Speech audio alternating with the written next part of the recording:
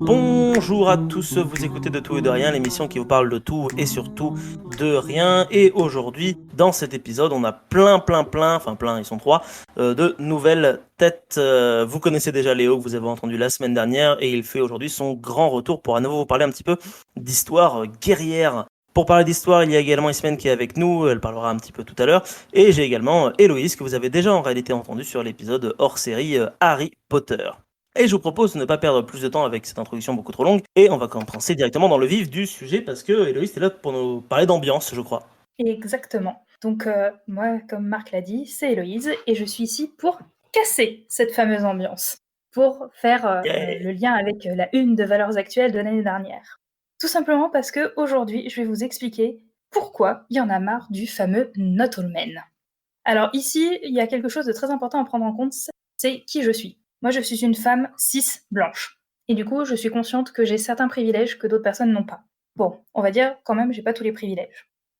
Alors, pour commencer, moi en tant que femme cis, les pires remarques et oppressions sexistes que j'ai pu expérimenter ont été de la part d'hommes. Attention, moi ici je parle vraiment des hommes cis. Et alors si pour, de manière générale, les personnes qui écoutent le terme cis, le terme trans, terme non-binaire ne parlent pas, je vais pas en parler aujourd'hui. Google sera votre meilleur ami pour cette fois, et pour une prochaine fois, c'est promis, je reviendrai expliquer tout ça. Du coup, moi les pires oppressions que j'ai pu lister jusqu'à maintenant, globalement, ça a été, pour commencer, du harcèlement de rue. Notamment une fois, lorsqu'on m'a bloqué un soir et touché sans mon consentement alors que je voulais simplement rentrer chez moi. Il y a également du harcèlement moral de la part d'un supérieur, qui évidemment ne se serait jamais amusé à faire ce qu'il m'a fait subir à un homme, qu'il soit à mon échelon ou à un échelon inférieur.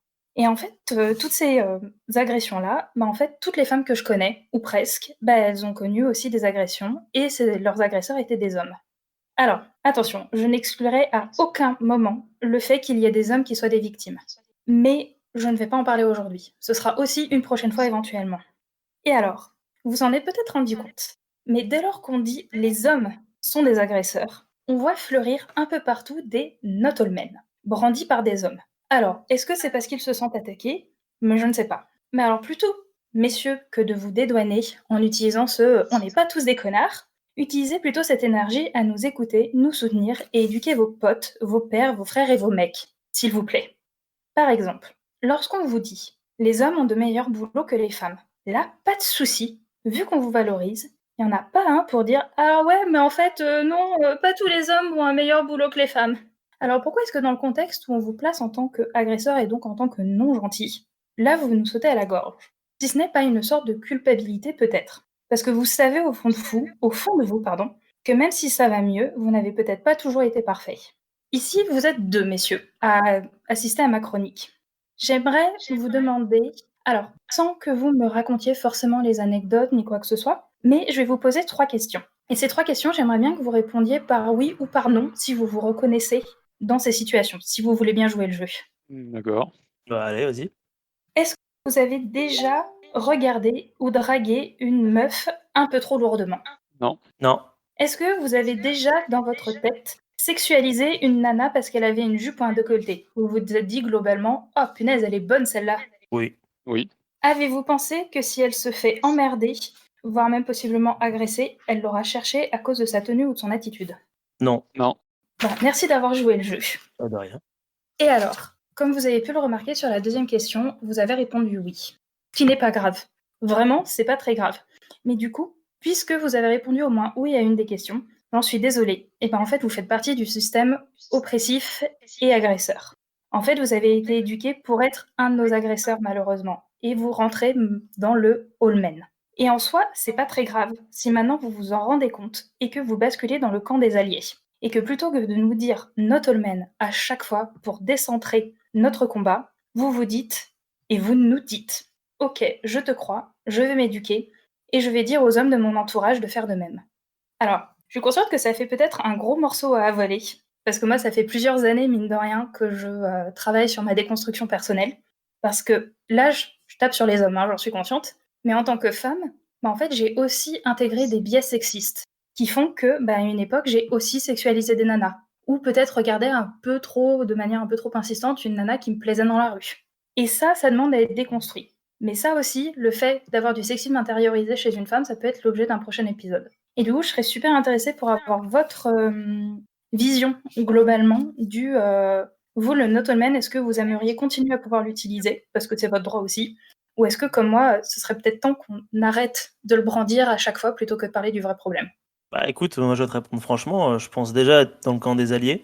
Alors après, je pense que j'ai énormément de progrès à faire, mais en tout cas, j'essaye et voilà quoi. Ouais, bah, en fait, vous excluez l'une et l'autre option, alors que je pense qu'on peut faire les deux. On peut très bien dire not all men et dire que je vais m'éduquer là-dessus. Et vous excluez l'une et l'autre avec un raisonnement binaire et excluant, et j'aime pas beaucoup ces deux options-là. Donc, moi, je dirais plutôt la première option, not all men, parce que bah, c'est vrai que de base, on pense pas forcément la même chose. Je suis pas forcément d'accord avec ce raisonnement, donc moi je dirais plutôt première option, not all men. Mais Je m'en doutais un peu, honnêtement. J'ai un peu cassé l'ambiance, désolé. Mais non, mais elle a dit que c'était fait pour casser l'ambiance, donc. Non, mais du coup, en fait, c'est juste que, est-ce que, en voulant garder ton not all men, c'est pas aussi une manière de dire, bah, en fait, moi, je m'en fous, j'estime que je suis pas un connard, donc en fait, je n'appartiens pas à ce système, alors qu'en fait, techniquement, en tant qu'homme cis, je pense, hein, je m'avance peut-être sur un terrain glissant, mais je suppose que tu es un homme cis et que du coup, forcément, tu fais partie de ce système, ne serait-ce que parce que tu as répondu oui à la deuxième question, tu vois. D'accord, donc intrinsèquement, quoi que je fasse, parce que je suis un homme cis, je serai forcément mauvais. C'est un raisonnement qui est hyper dangereux en fait. Donc en fait, dès qu'on est, bah on est mauvais. Non, j'ai pas dit C'est que vous êtes forcément mauvais, je dis juste que vous avez été éduqué dans cette façon à avoir tous les privilèges en fait. Et que du coup, c'est pas que vous faites que forcément des mauvais choix ou des choses mauvaises, c'est que forcément, vous n'avez pas forcément le même recul en fait sur votre éducation. C'est ça que je suis en train de dire. Je sais pas si tu vois la nuance. ici la nuance, oui, elle est là, mais une éducation qui fait que l'homme est forcément a une vision biaisée sur la femme, quoi. Je saurais pas trop quoi dire, oui. Ouais, Ce qui est si je bien, peux me c'est que j'ai permettre, réussi mon résultat de casser l'ambiance dès le départ. si je peux me permettre un résultat, c'est que je pense que de base, effectivement, on vit dans une société où tout le monde est éduqué d'une certaine manière dès la naissance. Spécialement nous, on est des trentenaires, donc on a été éduqués dans les années 90, où c'était pas du tout, ce genre de raisonnement-là n'existait pas du tout. Et c'est vrai que c'est difficile de casser tout ça, qu'on soit un homme ou une femme, en fait, quoi qu'il arrive. Enfin, je sais que quand je lis des commentaires sur, j'aime bien me faire du mal. J'adore lire des commentaires sous les posts Facebook des gens, mais des gens, tu sais, qu'on connaît pas. Enfin, genre, tu vas avoir une annonce du genre, je sais pas, il s'est passé un tel truc. Et en fait, moi, je regarde pas le machin. Par contre, je lis les commentaires des gens. Et c'est souvent affligeant, effectivement, de lire ces commentaires-là. Et, euh, et je pense que le sexisme, comme tu l'as parlé au début, il y a du sexisme intégré dans les deux, enfin, dans les deux genres, en fait, aussi. Donc, nous, on doit faire un peu plus un effort, effectivement, parce que bah, c'est nous qui sommes en tête de liste, ça c'est clair. Et le but, c'est déjà d'essayer, je pense. Après, c'est très très difficile parce que des fois, en fait, il y a des fois où tu te rends pas compte en fait de ce que tu fais aussi non plus. C'est pas évident parce que c'est des choses qui sont très très intégrées. Donc, de base, des fois, tu t'en rends compte après coup. Tu fais un truc, une vanne ou n'importe quoi, et après tu dis ah merde, c'est con, j'aurais pas dû dire ça. Donc après, bah, la base, c'est d'aller s'excuser déjà dans un premier temps, et puis après d'essayer de réfléchir à deux fois avant de dire des trucs ou de faire des trucs. Et c'est en tâtonnant, etc., comme ça qu'on apprend en fait, tout simplement, à se Ouais. rééduquer. Bah, c'est exactement ça en fait que je dis dans le pourquoi est-ce qu'il y en a marre du not all men, c'est qu'en fait, la plupart des personnes que j'ai pu rencontrer, ou justement moi aussi j'aime bien me faire du mal en lisant ce genre de commentaires, ils brandissent ce fameux not all men pour ne pas avoir à s'excuser ou se recentrer ou se remettre en question en fait. C'est pour ça que je dis qu'il y en a marre du not all men globalement. J'ai rien de plus à rajouter. Je sais pas Ouais. si Non, vous attendez rien quelque de chose. plus. Et ben dans ce cas-là, à vous les stylos. Une autre éducation à faire, quoi. Ah, mais écoute, Oui. c'est déjà fini, Hello, du coup? Oui, moi c'est bon, j'ai Ah, fini. d'accord, À moins que je X-Men pensais que tu voulais veuille continuer. rajouter quelque chose Oui, en vas-y, Sven, étant n'hésite pas à prendre une la parole. personne de genre féminin a priori en tout cas. Non, enfin bon, parce que si je voulais rajouter quelque chose, hein, il faudrait que je fasse une chronique complète là-dessus, puisque bon, moi je suis dans plusieurs associations féministes, dont une qui lutte, qui aide les victimes de violences, donc il y a énormément de choses à dire dessus, et comme sur la culture de la violence, effectivement, qui concerne tout le monde, depuis sur les effets concrets de la violence, le stress post-traumatique, comment ça façonne en fait tous les rapports sociaux. Donc là, il faudrait une chronique complète là-dessus. J'ai pas envie de me lancer pour une première chronique comme ça dessus. Je comprends le point de vue de Léo aussi à ce niveau-là, parce que c'est vrai que, en fait, si on veut vraiment aller profondément dans le débat, quand tu lis des commentaires sur Facebook, c'est toujours un peu affligeant. Mais c'est vrai que ça fait toujours, je pense qu'au fond, il y a pas mal de gens qui réagissent parce que, spécialement, je pense, quand tu es quelqu'un qui essaye de. Après, je pense que la plupart des gens font pas des efforts, hein, mais quand tu es quelqu'un qui essaie de faire des efforts, mais après, c'est Internet, parce qu'Internet, c'est un ramassis de caca, que ce soit de n'importe quel côté. Et en fait, souvent, les gens s'engueulent. Et des fois, quand tu lis ça, tu as juste l'impression d'être mis dans une boîte. En fait, je comprends le point de vue de Léo, c'est à la boîte des méchants et t'as la boîte des gentils. Et je pense qu'en fait aussi, en tant qu'homme, il y a un truc de, si on veut vraiment aller à fond là-dedans, quand tu es un homme qui a pris conscience de ce qui se passe, tu essayes de faire des efforts. Et en fait, des fois, tu te sens jamais réellement accepté, on va dire, de l'autre côté, parce que justement, tu es un homme. Et en même temps, tu es devenu un traître pour les masculinistes ou les gens qui veulent pas changer, en fait. Donc, des fois, tu as juste l'impression d'avoir le cul entre deux chaises et d'être là à faire. Voilà. Ça, je pense que c'est en ça où des fois, il y a des gens qui sont un peu gavés. Moi, ça m'arrive quand je suis fatigué et que je lis des trucs le soir où je suis là à faire putain, ça me fait chier, quoi. Et voilà, donc c'est jamais plaisant de plus savoir où se trouve ta case, en fait, à ce niveau-là. Je peux vous conseiller aussi, tant qu'à faire, vous les hommes qui nous écoutez, et les femmes aussi, parce que je pense que c'est très intéressant. J'ai vu une vidéo il y a pas longtemps, mais je pense que tout le monde doit connaître, parce que je suis pas quelqu'un d'original. Faut juste que je retrouve. C'est une vidéo qui a été faite par Olivia Moore, qui avait fait, qui avait fait une vidéo sur qu'est-ce que c'est quoi d'être une femme, et elle a fait le pendant c'est quoi d'être un homme, et les hommes qu'elle interviewe dans cette vidéo sont pour la plupart des vidéastes ou des acteurs, et je trouve que tout ce qu'ils disent est assez réel sur le fait d'être aujourd'hui, de nos jours, d'être paumé sur tes repères en tant qu'homme, vis-à-vis justement de ce qu'on nous a appris quand on était gamin, en fait. C'est qu'il y a un côté où on est là, en fait, on sait plus vraiment ce qu'on est, en fait. Et du coup, on doit tout réapprendre. Et c'est vrai que des fois, c'est chiant, je pense. Et c'est pour ça qu'il y a des gens qui, des fois, outre-réagissent. Alors Voilà. ça, pour le coup, je saurais pas te dire qui se défend sur quoi ou quoi que ce soit, et vu que je ne suis pas un homme, pour le coup, je ne peux pas dire si votre place est compliquée, mais je ne vous l'envie pas, vraiment pas pour le coup, parce qu'en effet, ça doit être assez compliqué de se dire, bon, bah alors je vais essayer de me déconstruire, tout ça, et finalement de se faire taper dessus parce que vous n'en faites jamais assez. Et moi, c'est pas ça. Vraiment, je suis consciente des efforts de la plupart des hommes que je connais qui essayent de se déconstruire. C'est juste que certains, en tout cas, on a vraiment l'impression qu'ils se déconstruisent pour avoir droit à une médaille. Et pour avoir droit à un « c'est bien, tu veux une sucette maintenant ?» Et ça, j'avoue que c'est vite insupportable. Il y a ce côté qui dit alors oui, on n'est pas tous des connards. Regarde, moi, je suis pas un connard, tu peux me sucer ?»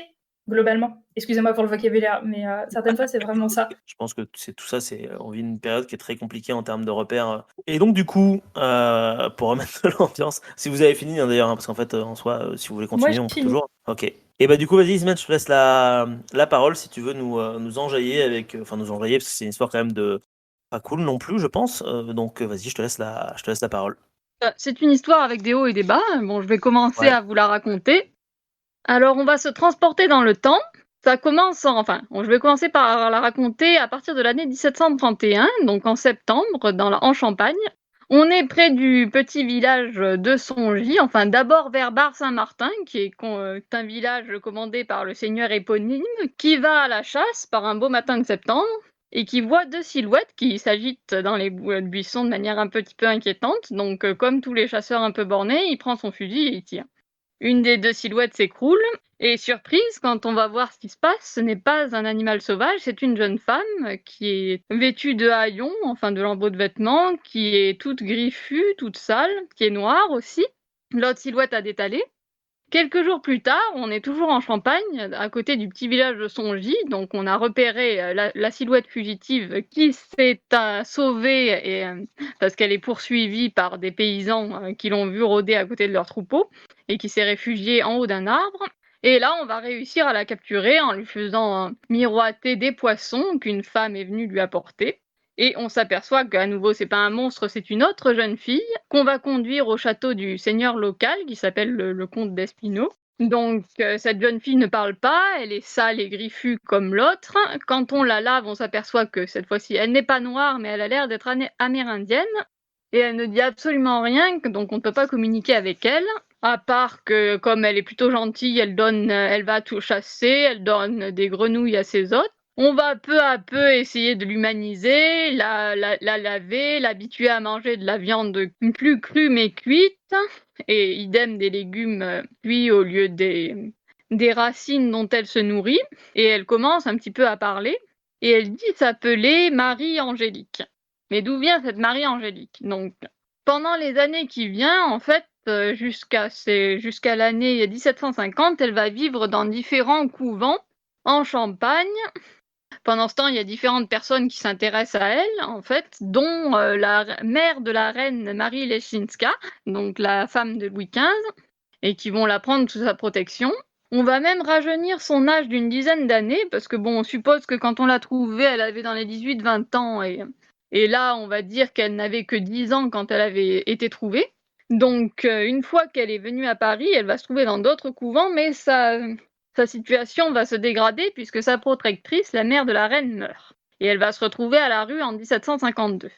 Là, donc, elle va errer pendant quelques temps parce que suite à un accident, elle a été blessée et le couvent dans lequel elle était hébergée ne veut plus la garder. Donc, c'est la reine, cette fois-ci la reine, qui va la prendre sous sa protection.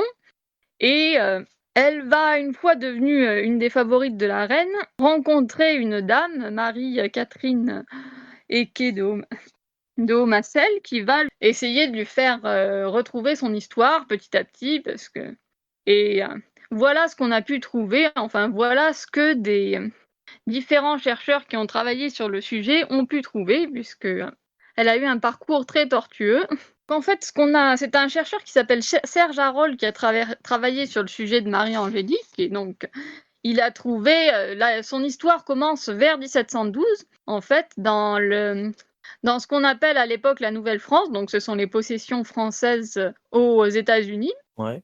Donc dans l'état du Wisconsin, une tribu amérindienne qui s'appelle les Meskwaki, les renards, qui se trouve en tenaille, en fait, entre les Français d'une part et les Sioux d'autre part, qui sont alliés avec les Français et donc leurs ennemis, et qui veulent absolument avoir le contrôle d'un fleuve qui passe par chez eux, et qui vont être, donc cette tribu va être quasiment décimée entre 1712 et 1716 par les Français, qui vont quand même épargner globalement les femmes et les enfants, donc, et en faire des servants et des esclaves, hein, et Marie-Angélique, en fait, fait partie d'un lot de ces petites filles captives qui avaient entre 5 et 7 ans quand elles ont été vendues aux Français, et elle est accueillie par une dame qui s'appelle Madame de Courtemanche et qui habite au Labrador, dans le nord du Canada, donc, où son fils, en fait, est commandant du fort de Pontchartrain, parce que cette dame est veuve et elle a 3 filles, donc elle adopte cette petite indienne comme dame de compagnie. Mais là aussi, la situation est très explosive, puisque le fort est cerné par des tribus inuites qui s'en prennent... Oui, d'accord. Bon, il y a encore des escarmouches entre les Français et les Inuits, il y a des otages de part et d'autre aussi. Et donc, en 1720, à l'été 1720, Madame de Courtemanche décide de rentrer en France, avec ses filles et Marie-Angélique. Ils prennent le bateau, qui voyage de juillet à octobre 1720, donc, et faire escale à Marseille, mais à Marseille, le problème, c'est qu'il y a la peste à cette époque-là, qui a duré pendant 3 ans à peu près. Elle a commencé au printemps 1720, et donc le bateau est obligé de est mis en quarantaine. La famille va attendre pendant très très longtemps, jusqu'en fait à l'année suivante, à l'été 1721. Madame de Courtemanche a été obligée de dépenser tout son argent pour acheter sa nourriture, puisque c'était pas compris dans le prix du séjour sur le bateau. Sur le bateau? Ah oui, d'accord. Super. Voilà, et dans le port aussi, hein, parce qu'ils sont pas toujours tous restés dans le port. Il y a eu en plus, pendant cette période, il y a eu beaucoup de bateaux qui sont arrivés, d'après et quand elle est enfin autorisée à partir, elle décide de laisser Marie-Angélique en gage à un négociant marseillais, qui a une filature de soie. Et c'est là que, en fait, la piste de Marie-Angélique se brouille, parce que on ne sait pas exactement comment elle est devenue sauvage. Bon, on peut s'en douter, parce que c'est chez ce négociant qu'elle a rencontré la jeune fille noire qui a été tuée. Ouais. Parce qu'on a un papier qui dit que cette petite fille est arrivée de Palestine au printemps, donc on suppose qu'elles ont été victimes de maltraitance et de violence. Tiens, puisqu'on en parlait tout à l'heure, c'est très dans le sujet de la part de cet homme, et qu'elles ont donc fugué. Tout est toujours lié, hein, du coup, c'est ça qui est incroyable. Et donc, en fait, ce qui a favorisé leur retour vers la sauvagerie à ces 2 petites filles, c'était que toute la région de Marseille était dévastée par la peste. Les gens ne sortaient pas du tout, Ouais. ils étaient cloîtrés chez eux, on brûlait les morts, donc ça a facilité leur fuite et le fait donc qu'elles sont montées progressivement vers le nord. Parce que de Marseille à la Champagne, il y a quand même une trotte.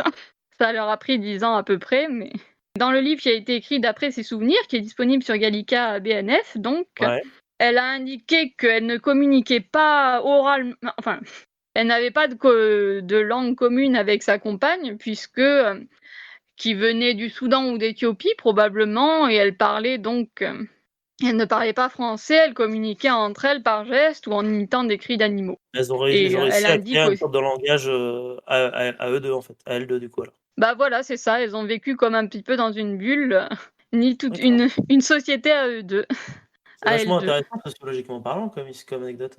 Ah oui, Ça oui, veut dire qu'on est capable de finir par se comprendre, même si on parle pas la même langue, et si on est qu'à deux, ben quoi. oui, surtout que bon, enfin, je pense que c'était 2 petites filles de 10-12 ans, pas plus, donc leur vie commune a surtout tourné autour de la survie, donc arriver à se Ouais. réchauffer en hiver, se nourrir, puisqu'elles sont quand même revenues, elles mangeaient des grenouilles crues, donc ou des lapins crus aussi, donc Sacrée survivante. Ouais, c'est clair, mmh mh. franchement, c'est pas évident, ouais. Il y a eu des tas de suppositions sur l'origine de Marie-Angélique, notamment parce qu'elle-même, ses souvenirs étaient un petit peu confus, ce qui est normal étant donné toutes les épreuves qu'elle a vécues. Elle se souvenait d'avoir vécu dans un pays froid, elle se souvenait d'avoir vu des morses et des phoques, par exemple, sur la côte du Labrador quand elle était petite, et qu'on l'avait D'accord, déplacée dans un pays chaud, bon, Marseille, et qu'elle avait l'enfermement dans le bateau pendant la quarantaine. Donc, mais elle savait plus le nom des pays, en fait. d'accord. Oui, puis ça doit faire un choc de passer quand même de l'Amérique du Nord à Marseille, c'est pas la même, on n'est pas sur Ah la non, même non, pas. température, quoi. Oui, et puis elle ne se souvenait pas non plus, en fait, enfin, elle a donné, quand elle a commencé à retrouver la parole et la mémoire, elle a dit s'appeler Marie-Angélique des Olives. Donc elle a donné son prénom chrétien et le nom de son dernier propriétaire. Donc elle a jamais donné son nom d'amérindienne, en fait. Pourtant, elle devait en avoir un parce qu'elle a vécu jusque donc vers 6 ans dans cette tribu. Ah, peut-être qu'elle s'en souvenait juste pas, du coup, probablement, Ben oui, j'imagine. sans Ouais. doute. Oui, j'avais une question. Est-ce qu'il y a des traces comme quoi, éventuellement, elle aurait perdu en quelque sorte ses souvenirs à cause justement du stress post-traumatique d'une certaine manière? Ou justement à l'époque, parce que ça reste l'époque, ils en parlaient absolument pas, et que ça expliquerait pourquoi est-ce qu'elle a jamais donné son prénom amérindien, etc. Oui, ça, on ne sait pas trop puisque en fait, elle a comme je disais, c'est pas elle qui a rédigé ses souvenirs. Alors, les souvenirs ont été rédigés par Marie-Catherine Omacel-Lequet et avec des notes d'un savant, Charles-Marie de la Condamine, qui a fait des études qui a écrit des études sur les Indiens d'Amérique, mais en fait, on ne savait pas grand-chose de son état psychologique. On a juste vu qu'elle avait vraiment en quelques mois, elle a recommencé à parler, à écrire aussi, puisqu'elle avait un petit peu appris à écrire et à se comporter de manière civilisée, Mm. même si elle avait toujours une excellente condition physique, puisqu'elle avait appris.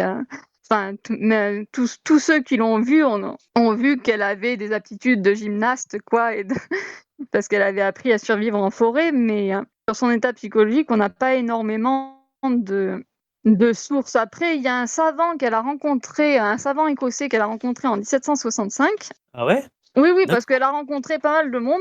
Ouais, elle a attiré un Un peu tous savant les écossais, savants James locaux, Burn. de Tous l'époque? les savants locaux, exactement. Bah, en fait, à partir de son arrivée à Paris, au moment où elle a été prise sous la protection de la reine, elle a eu un statut un peu particulier. C'est-à-dire qu'à la fois, c'était une femme du monde, donc qui vivait assez bourgeoisement. Elle avait son petit hôtel particulier, mais en même temps, ça restait un objet de curiosité. C'est-à-dire, même si elle savait lire, si elle savait écrire, si elle n'avait plus rien de sauvage en elle, on voyait toujours en elle l'enfant sauvage, et puis il y avait le fait qu'elle était pas blanche aussi, donc ça se voyait. Oui, c'était plus Elle avait... elle était plus exposée qu'autre chose, en fait, peut-être, en fait. Voilà, c'est ça. Mais d'un côté, je pense qu'elle n'avait pas non plus trop le choix, parce qu'elle aurait pu aussi finir à la rue si elle n'avait pas... Là, c'est sûr que, bon, entre une prison dorée ou être dehors et crever, le choix il est vite fait, Voilà. malheureusement. On va revenir au philosophe écossais qui donc l'a fait un peu parler aussi sur ses souvenirs, et notamment lui a demandé si elle se souvenait de sa langue maternelle, et c'est lui qui a commencé à à dire qu'elle serait peut-être d'origine algonquine, puisque justement, il avait étudié les langues amérindiennes et il disait ah, ça correspond là à ce que vous me dites. D'accord. Voilà. Donc ça fait partie de ces travaux qui ont permis de pister, de retrouver sa piste. C'est très intéressant, notamment parce que bon, elle fait partie de, enfin c'est la seule personne qu'on connaisse qui ait connu une régression vraiment importante et qui s'en soit tirée. Bon, parce qu'il y a le cas de Victor de l'Aveyron qui a été beaucoup discuté aussi. Oui, il est hyper connu celui-là, c'est l'enfant sauvage le plus connu, non, c'est ça? Ah oui, le plus connu, en tout cas en France.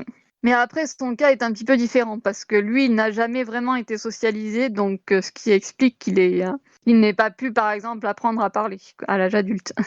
Donc là aussi, effectivement, ça pose les figures d'enfants sauvages posent la question, comme on en parlait, de la socialisation et du fait que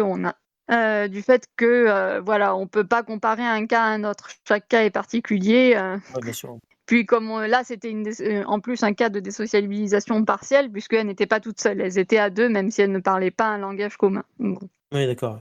Moi, ça me pose la question où, en cours, j'en ai appris plusieurs des histoires d'enfants sauvages et où, notamment, il y en a il y avait pas mal de savants, etc., qui inventaient des enfants sauvages, en quelque sorte, et qui, du coup, faisaient en sorte de réensauvagiser des enfants. Réensauvagiser, ça veut dire qu'ils les laissaient faire leur vie sans leur parler ni quoi que ce soit, justement pour avoir des sujets d'études. Est-ce que toi, tu as pu croiser ça et que ça a été une possibilité avancée pour cet enfant? Je dis pas que c'est le cas du tout, mais que ça aurait pu être quel enfant, en fait? Alors, j'ai plus les noms des enfants, ça fait 6 ans maintenant. Mais tu veux dire pour Marie-Angélique ou pour Victor de l'Aveyron ou pour... Non, pour Marie-Angélique, par exemple. Est-ce que Qu'elle était une fausse enfant sauvage, tu veux... Est-ce qu'il y aurait eu des théories à cette époque qui auraient pu avancer qu'elle ait été une fausse enfant sauvage? En fait, c'est ça que je veux demander. En fait, la théorie à l'époque, c'était surtout de savoir d'où elle venait et aussi combien de temps elle avait passé en forêt, parce qu'il y a eu la falsification de son âge qui a beaucoup... qui au départ était en fait pour la protéger, parce que c'était pour l'aider à mieux s'intégrer, mais qu'on ne Du coup, il y dise a eu des pas, elle a magouilles, en passé... fait, quand même. Voilà, c'est ça, complètement, c'était D'accord. complètement. Donc en fait, on ne sait pas... Si vous me permettez, j'ai juste un moyen d'éclaircir. C'est quoi pour vous, c'est quoi pour toi, Hello, une fausse enfant sauvage, du coup? C'est genre un fake, en fait. On fait semblant qu'il soit une enfant sauvage pour gagner de la thune, par exemple, ou quelque chose comme ça, hein? C'était des cas d'enfants qui avaient été récupérés dans des orphelinats, notamment, Ah, et d'accord. où les prêtres ou les sœurs qui, en fait, faisaient exprès de les laisser tout seuls dans leur coin à se débrouiller pour qu'ils redeviennent sauvages et pour pouvoir faire...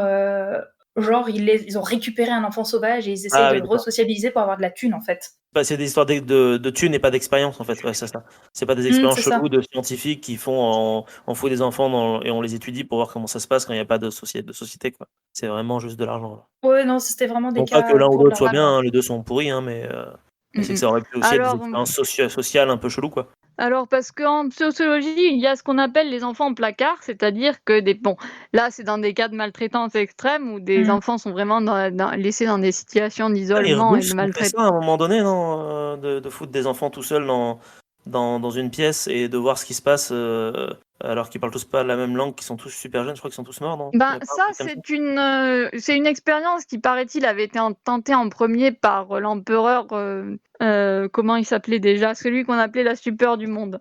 La stupeur du monde? Oula, ça me dit rien. Frédéric de Hohenstaufen, je crois. Voilà. Qui avait tenté cette expérience, mais les enfants étaient morts parce que c'était des nourrissons et ils souffraient d'hospitalisme, c'est-à-dire de ce qu'on appelle le manque de liens sociaux qui empêche les bébés de se développer. Ah oui, c'est Frédéric II, empereur de Saint-Empire romain au XIIe siècle. D'accord, ok, très bien. Voilà. Un mec bien. Donc, Cool. les faux enfants sauvages, il y a eu des fakes, c'était souvent effectivement des enfants, comme j'ai dit, handicapés mentaux ou qui avaient été très gravement maltraités. Donc, c'est des personnes qui aient vécu dans la forêt. Après, la nuance est mince puisque le fait d'être sauvage, c'est le fait d'être désocialisé aussi. Donc, que tu sois dans une forêt ou dans Oui, bien dans sûr, une bien sûr. pièce vide. Faut peut-être même mieux être dans la forêt, en fait, hein, quitte à choisir. Exactement, Oui. quitte à choisir.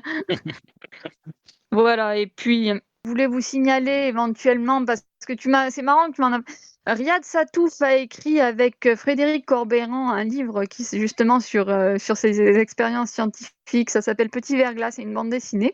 Donc D'accord. c'est une jeune fille enfermée par un savant donc qui l'étudie depuis qu'elle est toute petite et effectivement, à part une vieille servante qui a ordre de ne pas lui parler, elle ne voit personne et elle va réussir à s'échapper mais bon. Bon, c'est pas une histoire très gaie aussi mais il y Et a un c'est une accent histoire, un c'est petit tiré d'une histoire vraie ou c'est complètement inventé, c'est de la fiction? c'est inventé mais paraît-il, que Ils vont choper des trucs un basé peu à droite à gauche? d'expériences qui aient vraiment été vécues comme, en parlait Loïs quoi donc D'accord, OK. Tu l'as lu toi, du coup, ou pas? oui, oui, je l'ai lu. Il était à Et la c'est bien? bibliothèque, oui, c'est bien. OK, bah, écoute, très bien, merci du conseil alors. C'est pas du tout dans son style habituel, mais bon, après, c'est lui qui fait les dessins, mais pas le scénario, donc Ah oui, d'accord, OK. tu peux aller voir sur internet, tu verras un peu, les dessins sont plus réalistes que dans sa patte habituelle, donc Non, mais je veux surtout préciser qui est Riyad Satouf. Riyad Satouf, c'est un auteur de bande dessinée, qui a écrit notamment, L'Arabe du futur. Voilà, il est surtout très connu pour ça, et il a réalisé aussi Les Beaux Gosses, un film, passable, je trouve, de cinéma. Mais sinon, L'Arabe du futur, Ouais. c'est cool. Tu pas d'accord avec passable? J'avais envie de dire Je nul, hello. ouais, j'aurais dit mauvais, en fait. Ouais, ouais, j'aurais peut-être dû dire ouais, ça fait longtemps que je l'ai pas vu, donc ça se trouve, peut-être qu'il a mûri, mais j'en doute. Non. Je me souviens pas l'avoir super kiffé quand il était sorti au ciné. Mais L'Arabe du futur, j'ai un bon souvenir quand même de la BD. Ouais, elle est vachement cool, cette BD. Ouais. oui, moi, je n'ai pas vu Les Beaux Gosses, alors je peux pas comparer, mais c'est vrai que j'aime beaucoup l'Arabe du futur, donc il D'accord. y a plus grand chose à dire sur l'histoire de Marie-Angélique. Après, elle est Et décédée en oui, voilà, c'est ça qui allô? m'intéresse. Elle est morte quand, du coup, alors? Elle est morte en décembre 1775, donc à un peu plus de 60 ans, probablement soit d'une pneumonie ou d'un problème lié à son asthme, puisqu'elle toussait beaucoup à la fin de sa vie. Il y a des théories qui disent qu'elle aurait été empoisonnée parce que bon, quelqu'un lui devait de l'argent, donc mais ça, on ne sait pas si c'est de la Ouais, réalité ou encore du Mmh. sensationnalisme parce que ouais, voilà, d'accord. on OK, bah, en tout sait cas, elle aura que une putain de vie, cette, personne. oui, Ouais, oui. triste vie, Ouais, c'est capturée clair. avec sa tribu massacrée, ensuite servante dans un port assiégé au Canada, ensuite la peste à Marseille. Ouais, c'est la définition de tomber de Caraïbes en Scylla, quoi, en fait, Ouais. je t'en prie. Après, il y a une bande dessinée sur sa vie qui a été faite, c'est par Jean-David Morvan, Aurélie Bévière et Gaël Hersan, donc c'est pas mal du tout. Ça alterne justement entre sa découverte et son enfance, en fait, jusqu'à ce qu'elle devienne sauvage. Ouais. Voilà, donc je la conseille si vous la trouvez. Elle est sortie il y a quelques années. D'accord, Sinon, OK. je sais qu'il y avait même une série qui avait été prévue de faire sur sa vie, mais en fait, les producteurs ont renoncé. D'accord. Parce qu'ils pensaient Alors, que ça c'est pas rapporterait pas de thunes ou, non, parce que c'était c'était parce que nul? non, parce que c'était trop compliqué en fait, parce qu'elle a eu une D'accord. vie, elle a été dans tellement d'endroits différents ça aurait demandé beaucoup de voilà donc C'est marrant ça, parce ce que serait un sujet ça se trouve de nos jours, ça passerait nickel en termes de budget, vu que le budget des séries explose, maintenant, oui, donc peut-être que ce sera un ça projet sera qui intéressant. sera C'est Mmh hyper mh. intéressant. Ce serait intéressant. Oui, bah, là, j'ai beaucoup parlé, du coup, je vais laisser la place, Et puisqu'on va pas de parler souci, de guerre. ben, en tout cas, merci beaucoup Ismène, j'espère que ton premier passage Voilà. t'a plu, que tu pas trop stressé non plus. Donc Léo, retour à la guerre alors, c'est ça? Ouais, évidemment, voilà, moi ce que j'aime c'est les meurtres, le pillage, Et hein, le sang, bien évidemment, hein, exactement, hein, et donc c'est donc très logiquement que je vais vous parler aujourd'hui d'une bande de mercenaires qu'on OK, connaît pas des masses, ouais, la compagnie catalane des Almogaves. d'accord, OK, Alors, je vais dire quelques noms en espagnol. Je n'ai ouais, aucun accent espagnol, donc je m'excuse d'écorcher tous ces noms à l'avant.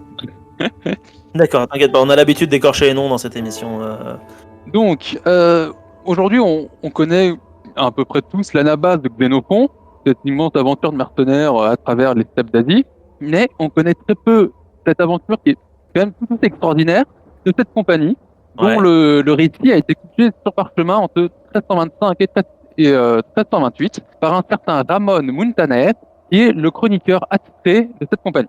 Donc, étant quasiment une seule source sur le sujet, je vais un peu détailler qui est ce Ramon. C'est le fils d'un aubergiste qui est né à Peralda en Catalogne, aux alentours de 1265. Il ouais, rentre dans la carrière des armes à tête haute à 20 ans, où il combat les Français en Sicile dès 1285. Il combat sous la bannière du roi d'Aragon, Jacques II. Il participera dès cet instant à peu près toutes les actions de la compagnie, qu'il va retranscrire dans un récit assez haut en couleur quand même, mais sans aucun remords et sans aucun scrupule sur tout ce que cette compagnie a fait, pillage, meurtre, viol, extorsion de fonds, enfin, à peu près tout ce qu'une compagnie de mercenaires peut faire au Moyen-Âge. Alors, les Almogaves, d'où viennent-ils? Qui sont-ils? Le terme, ça dérive de l'arabe al-Mugawar, qui désigne les auteurs des razzias dont sont victimes les Arabes dans la péninsule ibérique. Avec la Reconquista, le terme passe chez les chrétiens sous la forme catalane d'al-Mogaver et désigne grosso modo la même chose que chez les Arabes, des paysans ou des bergers catalonais ou aragonais chassés de chez eux par les Arabes puis par les croisés de la Reconquista. Ces paysans chassés s'associent en bandes qui vont devenir de plus en plus nombreuses et de plus en plus puissantes, puis vont se transformer en troupes professionnelles à la fin du XIIIe siècle.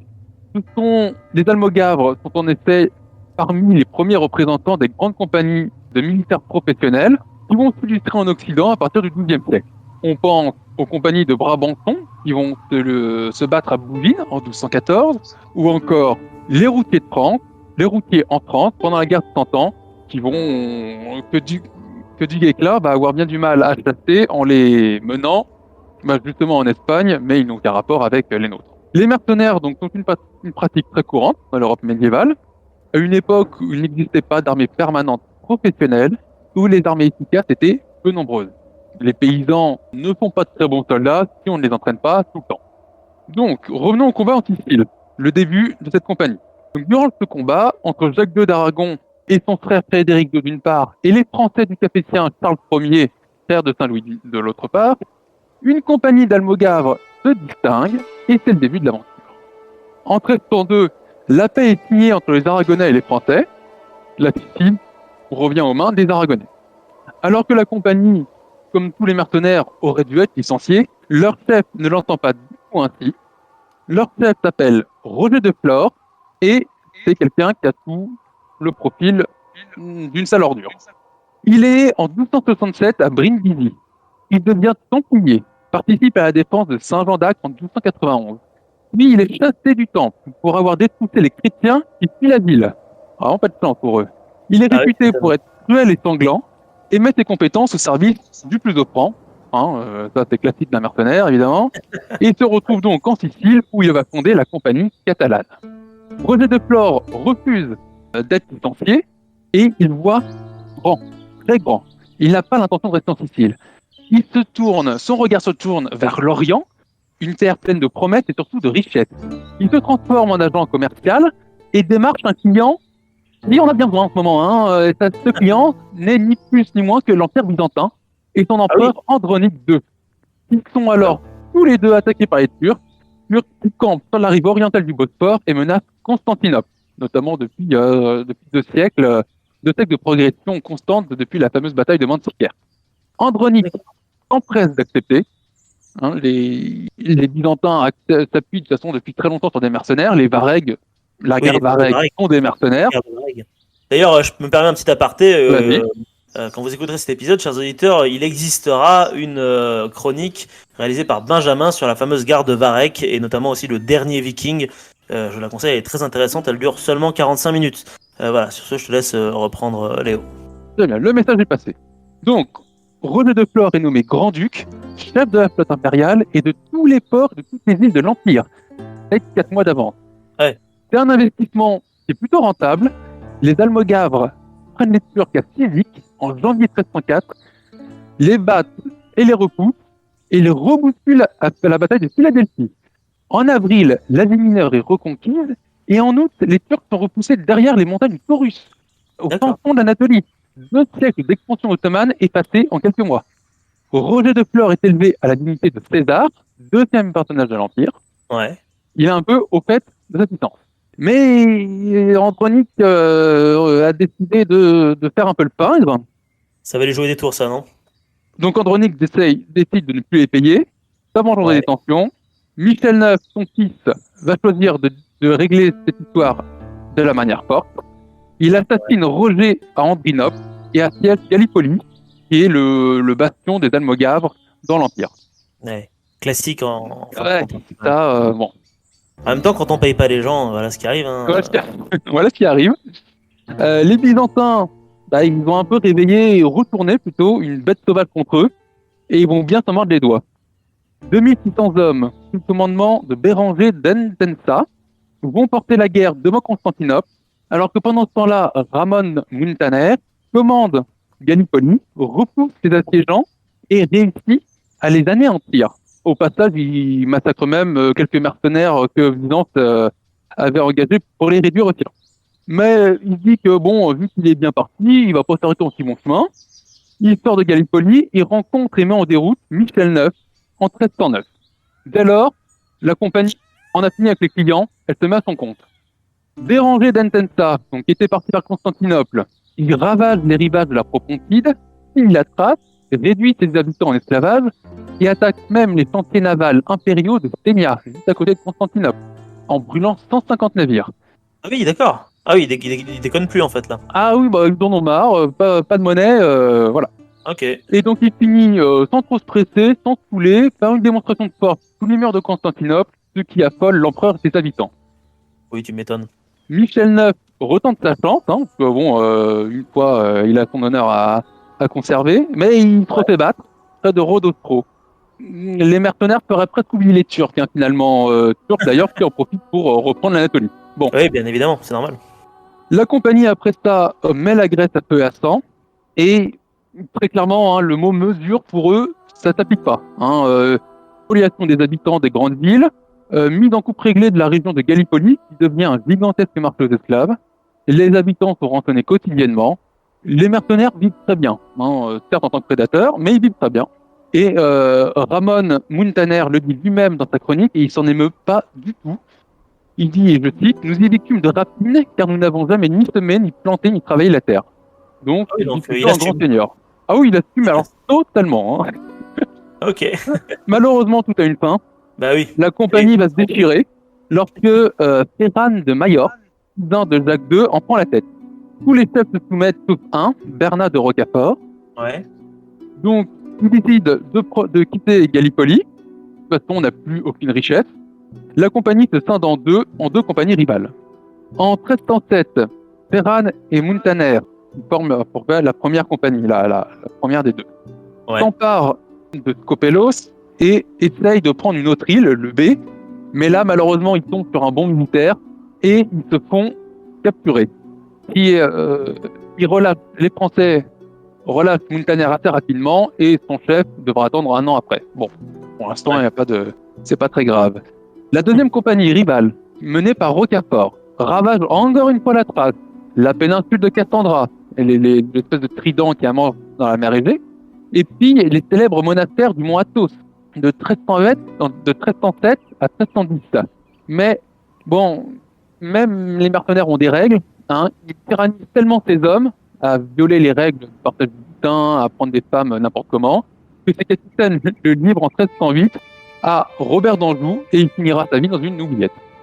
Le reste de la compagnie, du coup, assiège en vain Thessalonique pendant 1 an, puis, devant cet échec, se met au service du duc d'Athènes, qui arrive à vaincre ses ennemis. Mais encore une fois, le duc d'Athènes essaye d'en se débarrasser, et là, vous devinez ce qui va arriver. Il refuse, ils se battent, et le duc perd la vie et la bataille, à la bataille d'Almiros, le 15 mars 1311. Pendant cette bataille, la majorité des barons francs perdent la vie en même temps. Ils s'emparent dans la foulée de Thèbes et du duché d'Athènes, où ils fondent une sorte de république sous l'autorité très lointaine et très théorique du roi d'Aragon. Elle continue de se battre à droite, à gauche, mais c'est clairement le déclin.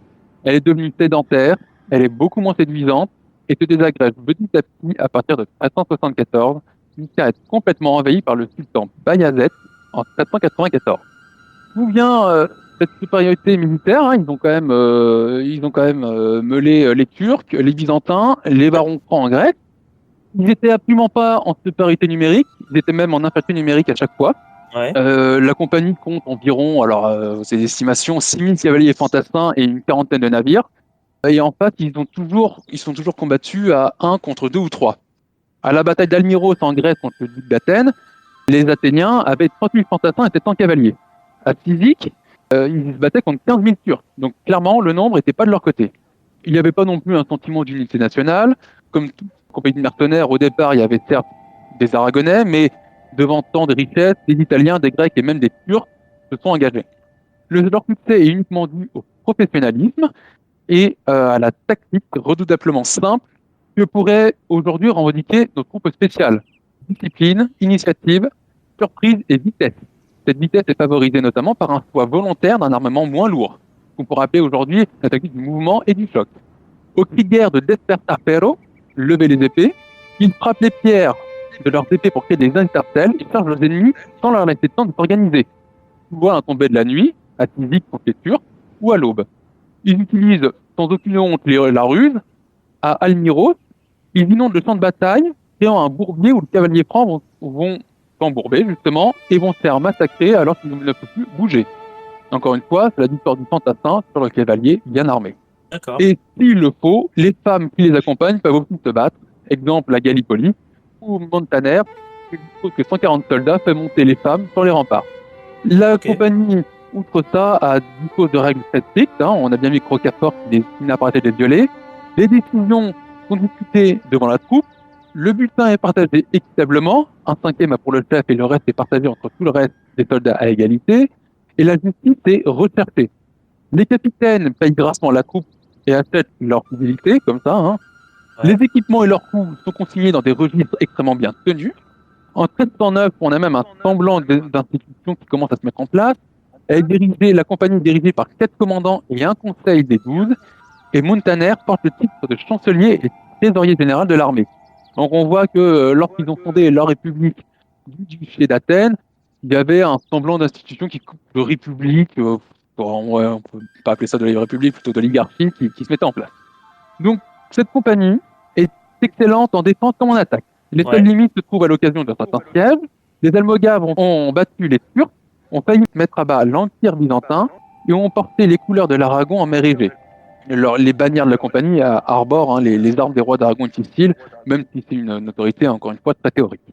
Il n'en reste rien aujourd'hui, excepté dans le folklore balkanique, où on dit en général aux enfants qui ne veulent pas manger leur soupe ou leur repas, mange ta soupe, sois bien sage petit enfant, ou prends garde aux Catalans. Ah oui, d'accord.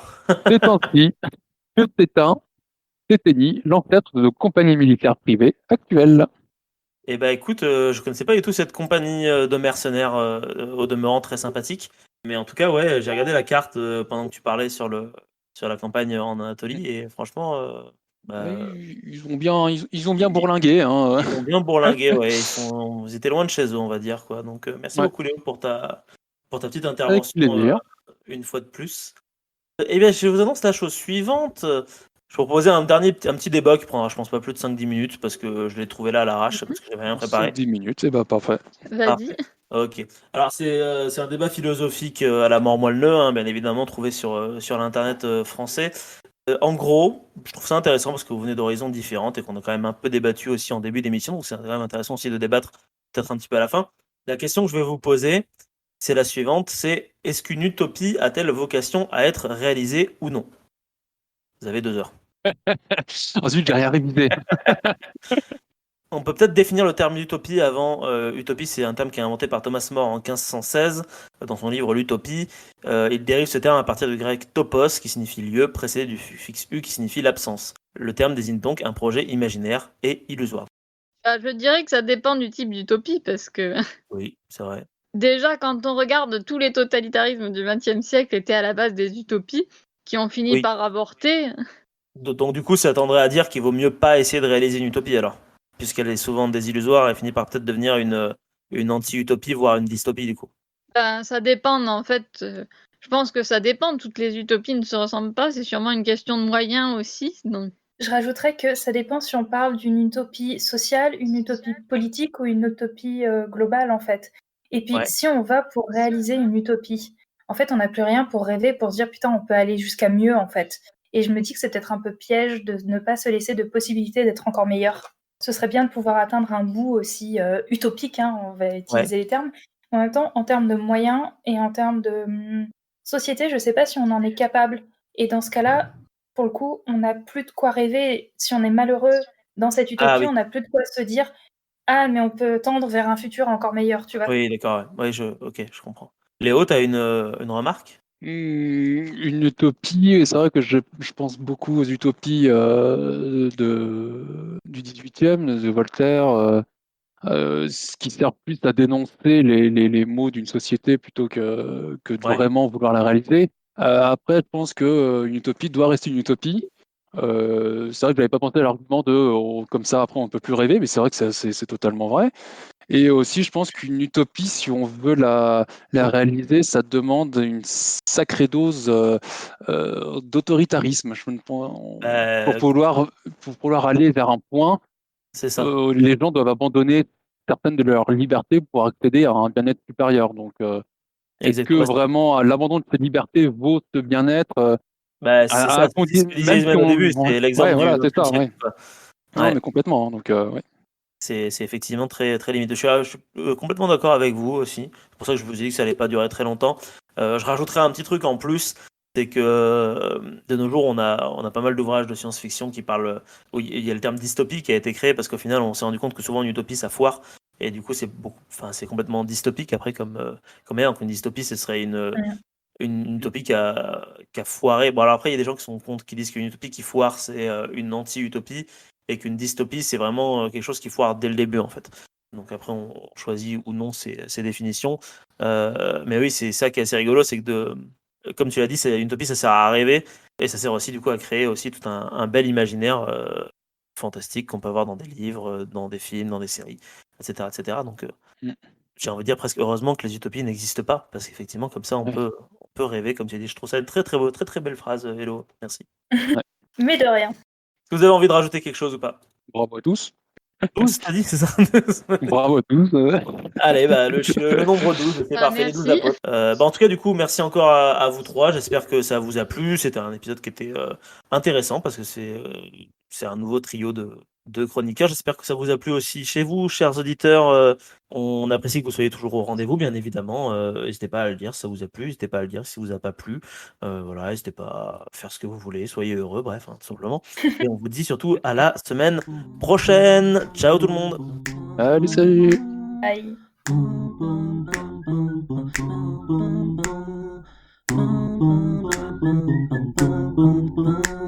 Vas-y, Léo, si tu veux parler un petit peu, on va tester pour voir si ça se mixe bien nos deux sons ensemble. D'accord, je vais parler. Ouais. Alors, je Blabla. vais parler du Soleil Soleil et de la Lune, et de un la petit peu. Lune Ouais. et de Mars, parce que Et de Mars, Mars. c'est bien. Bah oui, Mars, c'est le lieu de la guerre, et vu que tu parles de guerre, c'est ça qui est intéressant, quoi. Exactement. Et puis Exactement, surtout, voilà, il y a un lien. comme quoi tout fait sens, hein. Finalement, il suffit Et, d'un peu un peu. mais oui, c'est d'une évidence tellement claire et nette que c'est Ah, incroyable. et Eh oui, tout eh ne oui, fait oui. qu'un. Et un ne Tout fait ne fait et qu'un. un fait tout. Un et tout et un.